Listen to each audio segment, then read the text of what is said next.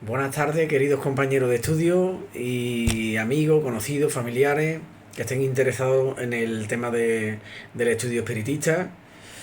En el último vídeo se habló de un libro que estoy leyendo, Transición Planetaria, de Divaldo, dictado por el espíritu Filomeno de Miranda. Y bueno, os comentaba que trataba sobre el tema de la transición que se está llevando a cabo en el planeta Tierra, que está pasando de mundo de pruebas y expiaciones a mundo de regeneración. En este vídeo en concreto quiero presentar los pilares fundamentales del espiritismo, del estudio espiritista.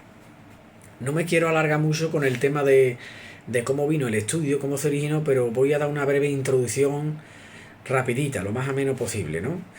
Si estáis interesados en saber más detalles sobre el origen del estudio espiritista, cómo vino, los medios que trabajaron, cómo se elaboró y todo el tema este, ¿no? Pues bueno, siempre podéis buscar información a través de internet.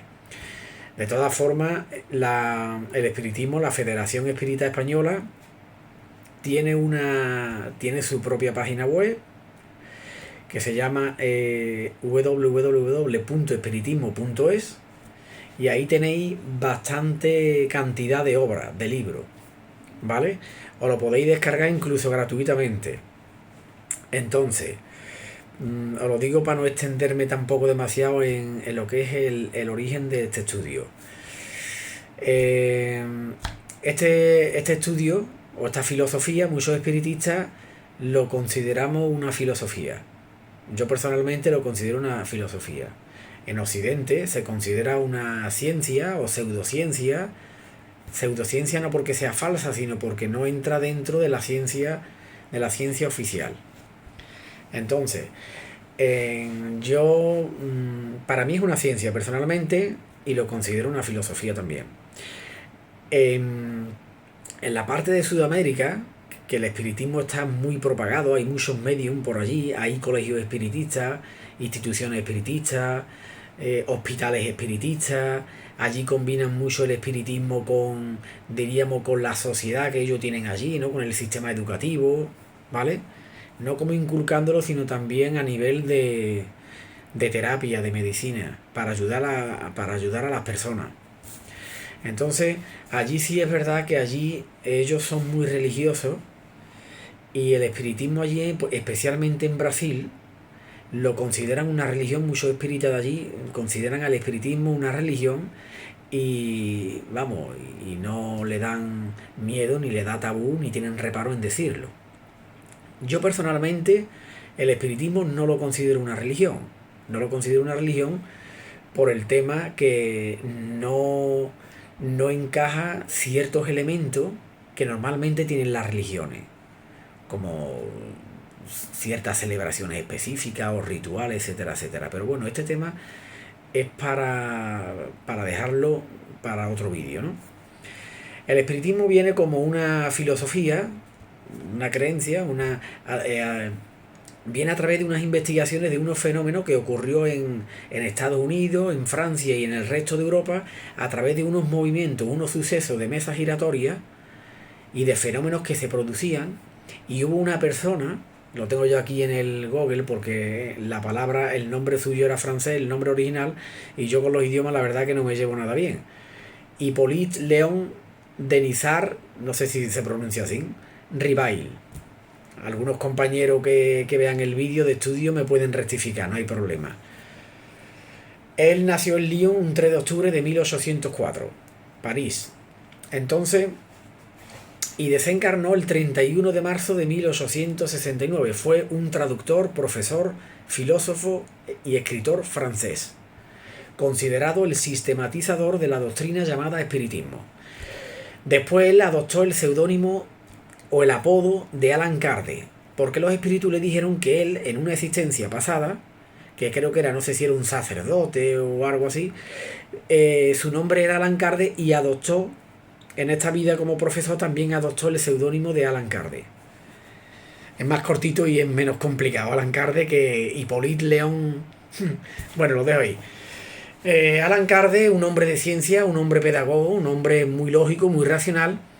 A Alan Kardec le hablaron sobre estos fenómenos que se producían y lo invitaron a que presenciaran estos fenómenos. Total, que él fue allí a una de las salas o uno de los encuentros, que las mesas, por ejemplo, se ponía una mesa de 4 patas, pues se ponía de una pata, ¿no? Y daba golpes, daba ruido, respondía a cuando se hablaba, las personas allí cuando hacían preguntas, respondía dando golpes a esas mesas, etcétera, etcétera. Este hombre elaboró unos sistemas, diríamos, de sesiones para que se elaborara unas preguntas y a través de unos golpes pues se iba formando mediante las letras del alfabeto, se iba ofreciendo estas respuestas a estas preguntas que se le hacía supuestamente a estos seres, ¿no? Y poco a poco pues se obtenía respuestas cortas, porque este método de elaboración con el tema del alfabeto a través de golpes era un método muy laborioso. Entonces poco a poco lo fueron, diríamos, perfeccionando este sistema de comunicación, hasta que ya consiguieron varios medium escribientes mecánicos, que es lo que comenté en el último vídeo sobre mediunidad escribiente. Por ejemplo, Divaldo, que es un medium escribiente, parlante, y ya se hacía preguntas y ya directamente a través del medium lo que hacía es que escribía las respuestas o psicografiaba libros, psicografiaba obras, y el primer libro, que diríamos que es la base, el pilar fundamental, es este, que es el libro de los espíritus. Y este libro pues tiene, pues creo que son 1000 y algo de preguntas. Aquí 1009. Parece ser que es la última que veo aquí. Pregunta 1009. Aquí está la imagen de Alan Kardec, la portada del libro. Y bueno, este libro recoge, diríamos, todo ese trabajo que hizo Alan Kardec junto con otras personas, un equipo de investigación, de forma seria, sin rituales, sin hacer ouijas, nada supersticioso. Porque cuando se habla de la palabra espiritismo, la verdad es que automáticamente, incluso yo tengo que reconocer que antes de adentrarme en el estudio, cuando yo escuchaba la palabra espiritismo, me daba como una especie de escalofrío, de yuyu, ya lo relacionaba con la ouija, con sesiones raras, demoníacas, etcétera, etcétera. Pero eso es por la cultura y por el pasado histórico y, diríamos, todos los fenómenos que las personas, por ejemplo, que no se lo toman en serio, que se lo toman de pitorreo, ¿no? Pero aquí el espiritismo lo codifica, se puede decir que lo codifica en este libro, en el libro de los espíritus, 1000 y pico de preguntas que se le hacen a estos espíritus y ofrecen una respuesta. Como en el mundo espiritual hay todo tipo de espíritus mentirosos, espíritus burlones, el espiritismo, como tenía que venir como una ciencia, como una filosofía, como una enseñanza para la humanidad, todas las preguntas que se le hacía a estos espíritus, los espíritus que respondían eran espíritus serios, espíritus con una evolución ya destacable, que estaban encargados, tenían ese trabajo o esa misión, por llamarlo así, de responder a todas estas preguntas. Después del libro de los espíritus, porque la codificación espiritista consta principalmente de 5 libros, de 5 obras. El libro de los espíritus, que es el primero. Después tenemos aquí, lo tengo ahí en la librería, el libro de los medium, el segundo, aquí tengo el tercero, el Evangelio según el espiritismo, el cielo y el infierno, según el espiritismo, y la Génesis. He pronunciado 4 o 5. El libro de los espíritus, el libro de los medium, el Evangelio, la Génesis y el cielo y el infierno. 5 obras. 5 obras que constituyen la codificación espiritista. Cada libro se centra particularmente, pues diríamos, en un bloque. Este es el libro primero, ¿no?, que habla de todo un poco, generalizado. Después el libro de los medium responde a muchas cuestiones sobre la mediunidad, los diferentes tipos de mediunidad, el uso correcto que se debe de hacer de la mediunidad. Después está el Evangelio según el espiritismo, que trata sobre las enseñanzas de Jesús a través del estudio espiritista. Es decir, que lo que se hace es descodificar. Digo descodificar porque las enseñanzas de Jesús, igual que muchísimas enseñanzas de otros maestros, han sido muy mal interpretadas. Como por ejemplo la idea y el concepto de Dios, también cada persona o cada religión pues atribuye unas cualidades o atribuye una forma de representarlo, ¿no? Y aquí en el Evangelio según el espiritismo, lo que se trata es la vida y las enseñanzas de Jesús a través del estudio espiritista, que son en otros vídeos posteriores más adelante, pues haré un vídeo más centrado en este libro, ¿no? Del Evangelio según el Espiritismo. Después están otros libros de la codificación, como he mencionado, El cielo y el infierno, que menciona, diríamos, las diferentes situaciones que enfrentan los espíritus cuando desencarnan, dependiendo de su estado evolutivo, dependiendo de las circunstancias en cada desencarnado, etcétera, etcétera, etcétera. Y después está la Génesis, que yo personalmente tengo que confesar que el libro de la Génesis no la Génesis de la Biblia, sino de la codificación espiritista, no lo he leído, lo he escuchado así por encima, y es un libro que trata, pues diríamos, creo, si no recuerdo mal, sobre el tema de la formación del planeta, algo así, ¿no? O históricamente, de los principios y todo esto, ¿no? Del planeta. No lo he leído, el libro de la Génesis no lo he leído. Pero bueno, eso es la codificación espiritista, ¿vale? Y ahora, aquí hay otro libro que os recomiendo, El espiritismo en su más simple expresión. Es un libro muy finito. Empieza diciendo la breve introducción, historia que os he comentado de cómo viene el espiritismo en el año que viene, a través de Allan Kardec, cómo lo estudian, y los pilares fundamentales. Los pilares fundamentales, que lo he escrito aquí a boli, vamos, yo creo que se ve bien, se entiende bien aquí en mayúscula a boli. Los pilares fundamentales, como podéis ver, tenemos la divinidad o Dios. Hay muchas formas de llamar a Dios, ¿no? Como he mencionado antes, cada religión pues lo menciona de una manera. El espíritu inmortal que sobrevive a la muerte. Voy a poner un poco aquí al lado para que no me tape la cara. El espíritu inmortal. Reencarnación, evolución y purificación del espíritu. La pluralidad de mundos habitables. Los distintos mundos que hay en el universo que son habitables. Las leyes universales que están establecidas en el universo. Guías espirituales que tenemos asignados los encarnados, incluso los desencarnados, pero principalmente los que estamos reencarnados. Tenemos unos guías que nos orientan, incluso ya sea a través de la vigilia o a través del sueño. Que eso ya también, ese tema es muy interesante, el tema de los desdoblamientos astrales y de las orientaciones y los consejos, que en otros vídeos posteriores más adelante pues haré un vídeo sobre ese tema. Después tenemos intercambio mediúnico y después tenemos el desdoblamiento astral, que es lo que acabo de comentar. Diríamos que estos son los puntos principales del espiritismo. Y para hacer una breve descripción de cada punto, tenemos lo primero que se concibe en el estudio espiritista es una fuente divina, Dios, como cada uno que lo llame como quiera, una fuente divina que es la causa de todo, de toda la creación. Contiene todas las perfecciones. Por ejemplo, es soberanamente justo, perfecto o perfecta. No le quiero atribuir eso a la palabra, y más en estos tiempos que corre. Es la perfección absoluta.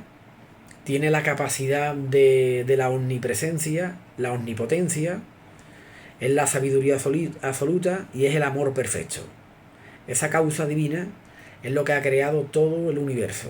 Esa causa divina, esa fuente divina o divinidad, existía ya anteriormente a la obra universal, a la vida del universo.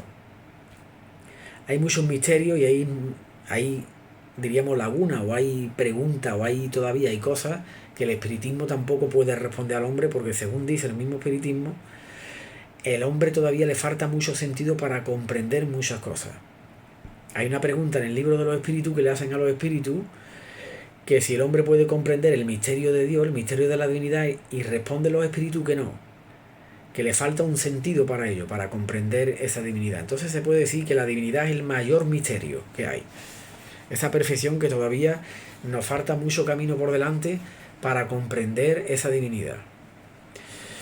Después de la divinidad está el espíritu inmortal que sobrevive a la muerte del cuerpo físico. Este punto es muy común en todas las religiones, igual que el punto de la divinidad, y es que nosotros, más allá de la materia, más allá del cuerpo que vemos, que tenemos, que palpamos con los sentidos orgánicos, somos espíritus inmortales. Ese espíritu que nosotros somos existía antes del nacimiento del cuerpo, y después de la muerte del cuerpo sigue existiendo. Lo que hacemos es, al venir aquí, es reencarnar y después desencarnar. Es como le llamamos los espiritistas al fenómeno de nacer y morir. Entonces el espíritu es inmortal, el espíritu es eterno, el espíritu es indestructible y sobrevive a la muerte del cuerpo. Después tenemos el concepto de reencarnación, evolución y purificación. Ese trinomio, ese triángulo. La reencarnación es el medio para que nosotros, como espíritu que somos inmortales, podamos crecer y evolucionar hasta alcanzar el estado máximo de pureza. La herencia divina a las que todos los seres tenemos derecho de alcanzar. Reencarnamos para evolucionar y evolucionamos para alcanzar esa purificación. Cuando alcanzamos esa purificación, ya no tenemos las pruebas materiales o pruebas de sufrimiento, pero continuamos trabajando en el universo. No unos trabajos tan penosos, tan físicos, tan materiales como este, pero sí es verdad que los espíritus puros, los que hoy actualmente son puros, han alcanzado la pureza después de tantas reencarnaciones, ellos continúan trabajando. Ellos pueden reencarnar o encarnar, mejor dicho, en misión en ciertos planetas para ayudar a avanzar a esos planetas, a avanzar a los seres que están en ese planeta. Por ejemplo, Jesús. Nosotros estudiamos mucho la figura de Jesús porque Jesús, para los espiritistas, en el ámbito espiritista, Jesucristo, la figura histórica de Jesucristo, es un espíritu purificado que ha alcanzado ese grado de pureza y que es el principal gobernador, orientador espiritual de este planeta. Él vino en misión, diríamos, para dejar unas enseñanzas y que no lo supimos agradecer, la verdad, penosamente, pero bueno. Sí es verdad que después se ha ido rescatando todos los que estuvieron en ese, diríamos, en aquella época con él, lo hicieron padecer, hicieron sufrir. Después, pues, muchos reconocieron esos errores que cometieron contra él y después rescataron esas deudas. Eso también es otro punto muy interesante para dejarlo en otro vídeo. En resumen, Jesús es uno de esos espíritus purificados que ha alcanzado esa pureza, esa sabiduría. Nosotros vamos camino hacia ese estado, hacia el estado de Jesús. Después hemos dicho reencarnación, evolución y purificación. Después, otro punto que tiene el espiritismo, el estudio espiritista, es pluralidad de mundos habitables. ¿Qué quiere decir? Que el universo es como una escuela que tiene sus distintos tipos de mundos, acorde a los espíritus, a la evolución de los espíritus que están reencarnados en esos mundos. Es como una escuela. Conforme los alumnos van creciendo y van desarrollando mayores actitudes y van aprobando los exámenes, los cursos, van pasando de un curso a otro más adelantado. Con los espíritus pasa algo muy parecido. Conforme vamos evolucionando, de este mundo pasaremos a otro más avanzado. De ese más avanzado a otro todavía más avanzado. Que es lo que expliqué en los distintos tipos de mundos de los niveles planetarios que hay. Incluso este mismo mundo, los mismos mundos van avanzando de niveles. Después de los mundos también están las moradas espirituales, las esferas espirituales, las colonias. Son esferas espirituales, zonas, residencias espirituales donde los espíritus viven, trabajan y colaboran con los planetas. Y no son planetas, no son mundos materiales. Son esferas que tienen, diríamos, otra densidad, ¿no? Otra constitución. Después están las leyes universales, quiere decir, en el universo hay unas leyes que están establecidas y cuando nosotros no respetamos esas leyes, diríamos que nos saltamos esas leyes, somos egoístas, somos malos, somos maléficos, orgullosos, prepotentes. Cuando nos saltamos esas leyes, que esas leyes son perfectas, es cuando creamos un mal karma. Y entonces tenemos que recatar ciertos compromisos, o ciertas deudas, o cierto karma. Que este concepto del karma también está muy compartido por otras religiones, sobre todo las orientalistas, como el budismo y el hinduismo. Después están los guías espirituales. Los guías espirituales son espíritus que tenemos asignados dentro del marco, dentro del tiempo que nosotros estamos aquí reencarnados. Quiere decir que si nosotros traemos una programación reencarnatoria de 80 años, por poner un ejemplo, Durante esos 80 años tenemos uno o varios guías, aparte de espíritus familiares que están desencarnados o espíritus amigos, pero el guía es el espíritu en concreto que nos ayuda, nos orienta con buenos pensamientos, buenas ideas, porque los espíritus contactan telepáticamente a través del pensamiento. Quiere decir que todos los pensamientos que nosotros tenemos no son nuestros. En nuestra mente interactúan o conviven pensamientos propios de nuestro espíritu y pensamientos de otros espíritus. Y los guías, pues, nos intentan ayudar a través de las ideas, de los buenos consejos mentales que nos dan, aunque pocas veces, o no siempre, hacemos caso a esos buenos consejos. Esa es la función de los guías espirituales. Todos los encarnados tienen guías espirituales, incluso las peores personas o las más difíciles, los mayores criminales, tienen sus guías espirituales. Lo que pasa es que por el nivel evolutivo en el que se encuentra, no escuchan o no se dejan orientar por los consejos de sus guías. Cuando eso ocurre, los guías se apartan temporalmente, momentáneamente, y cuando persistimos en el mal, lo que hacemos es que los guías se apartan y atraemos a espíritus del bajo astral, espíritus difíciles. Eso también es otro tema para abordarlo en otro vídeo, que se abordará en otro vídeo más adelante. Después de los guías espirituales tenemos otro punto muy importante en el estudio espiritista, que es el intercambio mediúmnico. El intercambio mediúmnico, diríamos, quiere decir que siempre hay un contacto entre encarnados y desencarnados, ya sea a un nivel más consciente o más intencional o a un nivel más inconsciente. El espiritismo nos dice que todas las personas, absolutamente todas, tenemos algún grado de mediunidad, porque a través de la mente podemos contactar con los espíritus y recibimos sugerencias, pensamientos, ideas, que es lo que comentaba antes, de los espíritus. Podemos recibir sugerencias de espíritus más elevados o menos elevados, o de espíritus en condiciones muy penosas, o espíritus que nos quieren hacer el mal. Estos espíritus, incluso algunos de ellos, son antiguas víctimas nuestras de otras existencias, que no nos perdonan y temporalmente se pegan a nosotros. Eso es otro tema también, porque este estudio es bastante amplio. No puedo tampoco en este vídeo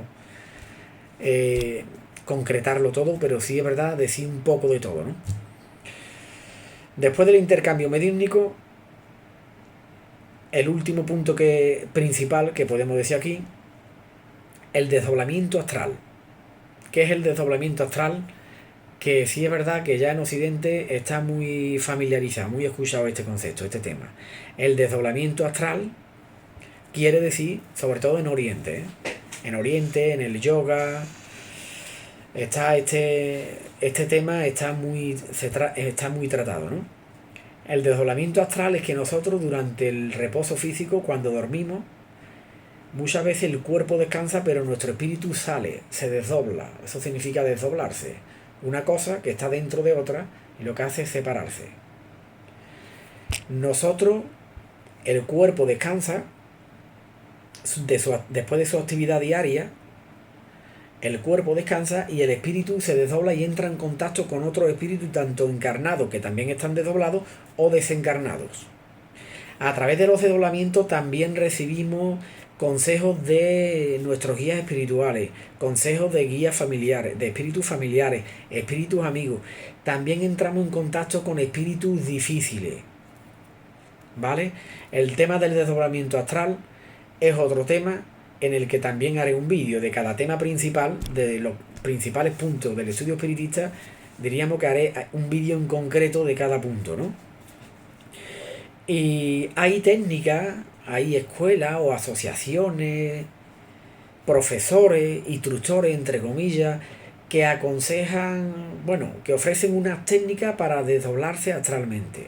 El espiritismo desaconseja estas técnicas.